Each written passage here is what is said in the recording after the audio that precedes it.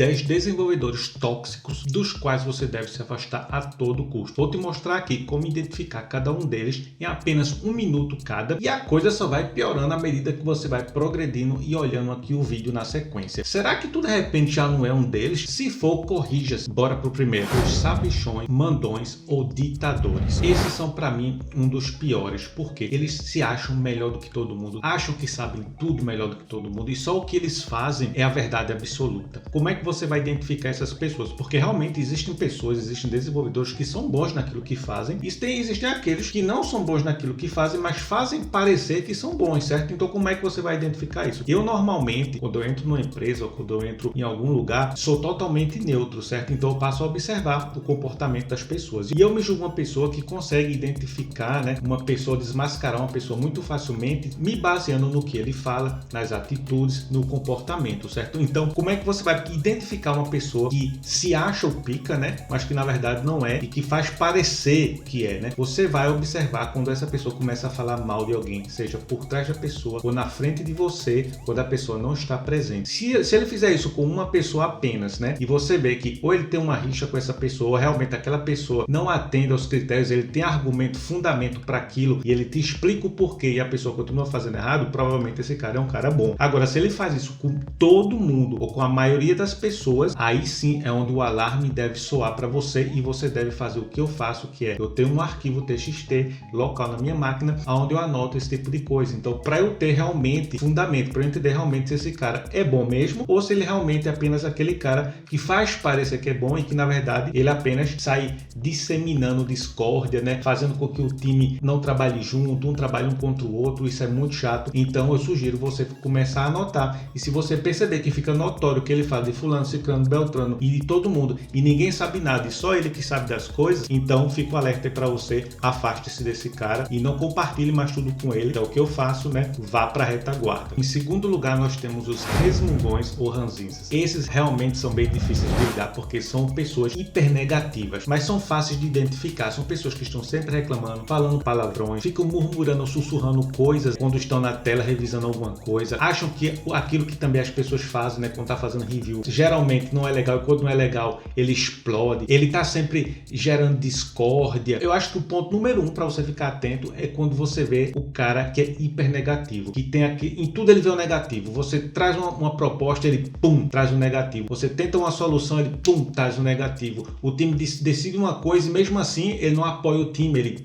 fica dizendo, mas eu falei, mas não sei o que, lá. Pronto, esse tipo de pessoa é uma pessoa que contamina o time. Eu normalmente odeio trabalhar com pessoas assim, porque realmente é um cara que não agrega, assim, não traz sintonia, não traz harmonia pro time, essa é a palavra. E eu realmente ou me distancio dessa pessoa ou tento levar na maciota, se for obrigado a trabalhar com esse cara. Mas não é o cara que eu vou estar com ele nas pausas, não, porque é o cara que eu sei que tem uma aura extremamente negativa e isso não é legal, pelo menos para mim, tá? Tente, sempre que você identificar alguns desses tipos aqui que eu vou elencar aqui para você, refletir e pensar, poxa, será que eu já não reajo assim? Porque isso contamina também, você acaba com o tempo virando um ranzinza também, você acaba virando um ditadorzinho também, né? Um manda-chuva, um sabichão. Então, reflita, é muito importante essa auto-reflexão. Eu tô trabalhando aqui com vocês, soft skills, é muito importante, tá? No terceiro lugar, eu tenho os poker faces. Poker faces também são fáceis de identificar. São aquelas pessoas duas caras, que na tua frente, tá tudo uma maravilha, e por trás de você mete o cacete. Como é que você descobre esse tipo de pessoas? Você sintoniza a rádio peão, algum grupo de Slack, algum grupo de Telegram, algum grupo de WhatsApp, onde está todo mundo, e você tem que identificar quem é o cara, o detentor das informações aí no seu time, que pode lhe passar esse tipo de coisa, ou que você obtém essas informações. Aqui o cara diz, ele trabalha contigo como se fosse um best friend dele, mas quando tu não tá aí, ele mete o cacete em tu, aquelas pessoas realmente perigosas, porque você não descobre facilmente que ele tá metendo o cacete em você, até isso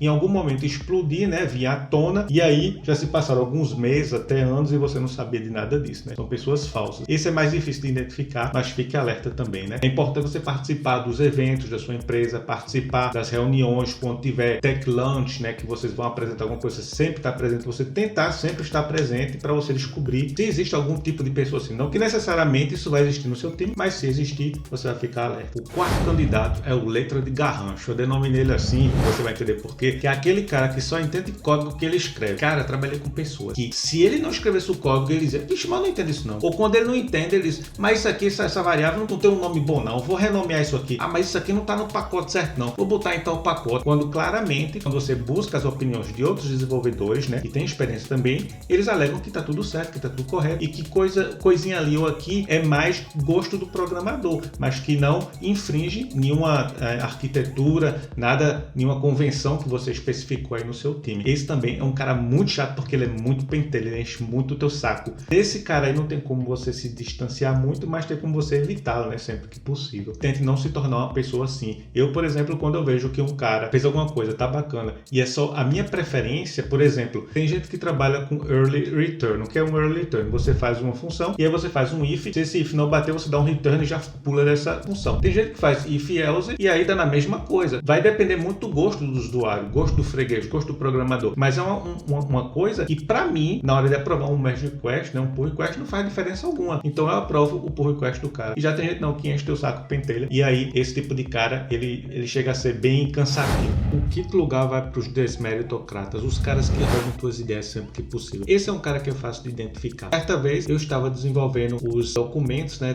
de arquitetura que eu mesmo desenho no meu tablet, e aí passo isso pro time pra gente debater, discutir, e aí em certo momento tal pessoa diz: olha cara, aquele desenho que tu fizesse, me dá aí que eu vou trabalhar em cima dele, vou melhorar ele um pouquinho, botar ele na nossa wiki, na documentação. Eu disse: claro, toma aí. E aí o cara refez tudo o que tinha que fazer. Quando foi na apresentação do Scrum, o cara vendeu aquilo como se fosse a ideia dele, que ele tivesse feito aquilo para ele, né, parecer ser o pica, o bom, quando na verdade ele minimamente deveria ter dito: ó, isso aqui é a nossa documentação, né, que a gente desenvolveu em time, e isso daqui, esse gráfico aqui, ele é, né, proveniente de ideias de Ricardo, que eu apenas melhorei, coloquei ele aqui, no mínimo dar os créditos, não que eu seja um cara que faça questão disso aí, mas se isso, a exceção vira regra, você tem que ficar atento a isso aí, e aí eu passo a não mais compartilhar esse tipo de coisa com essa pessoa, ou eu mesmo faço a documentação, ou então eu coloco o meu nome e a data naqueles desenhos para que fique claro que foi de autoria minha, né, e que o mérito não seja roubado de certa maneira, né. Às vezes a pessoa não faz intencionalmente, mas aí você percebe, mas quando isso acontecer, ficar evidente, ficar notório que ele faz isso repetitivamente, aí você ou para de compartilhar isso com essa pessoa, ou você mesmo toma a iniciativa e faz a documentação.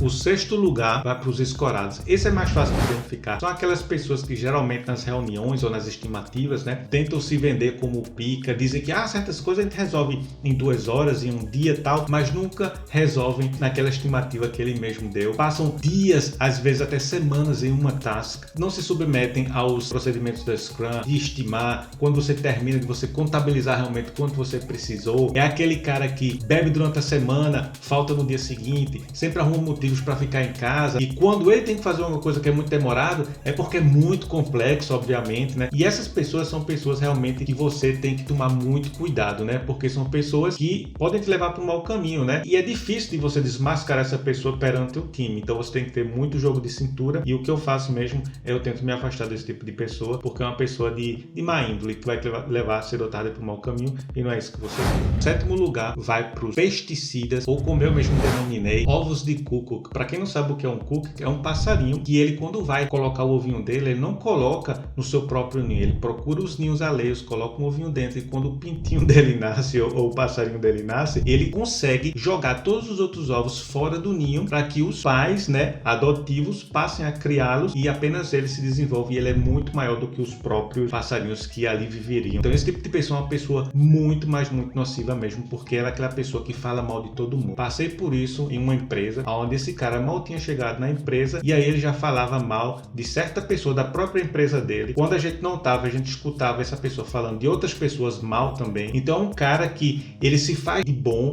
ele é um cara geralmente bem articulado, é muito fácil você cair na ladainha dele, né, na lábia dele, mas com o tempo você vai pegando o jeito, a noção, e você vai entendendo: peraí, esse cara aí, ele fala que sua porra se vende bem, mas na verdade ele mete o pau em todo mundo, e ele quer, tá fazendo assim, pra ele subir na carreira de alguma maneira, ou se tornar importante. E que você percebe claramente que essas pessoas geralmente, elas não sabem muita coisa não, tecnicamente não são boas, ou até mesmo em outros setores não são boas. Você percebe, traz um pouquinho de experiência, mas não é aquela pessoa, aquele ponto fora da curva, e que fica se vangloriando, né, e querendo botar os outros para baixo. Essas pessoas também são pesticidas, como eu diria aqui, né, são os ovinhos de cuco. Então fiquem atentos a esse tipo de pessoas e se afastem deles também. O oitavo lugar vai para os exibicionistas, aqueles caras que não medem esforços para te botar para baixo quando estão fazendo algum review, comentam lá assim a público, né, de maneira pejorativa para que todo o time veja. São aqueles caras que comentam no Slack quando alguém faz alguma coisa errada. São aqueles caras que em alto e bom tom, quando você tá fazendo algum PR review, ele vê que alguém fez alguma merda, ele grita para que todo mundo escute. Uma vez até eu desmascarei um cara desse sem querer. Eu sabia que fulano tinha feito tal coisa em tal código, eu tive que fazer uma mudança no código, e aí essa pessoa chegou já na minha baia e falando alto, não sei o que, eu tenho todo escutando, eu dizendo assim, cara, velho, não importa quem fez ou desfez, não sei o que, não importa que agora tem uma feature, a gente teve que adicionar isso,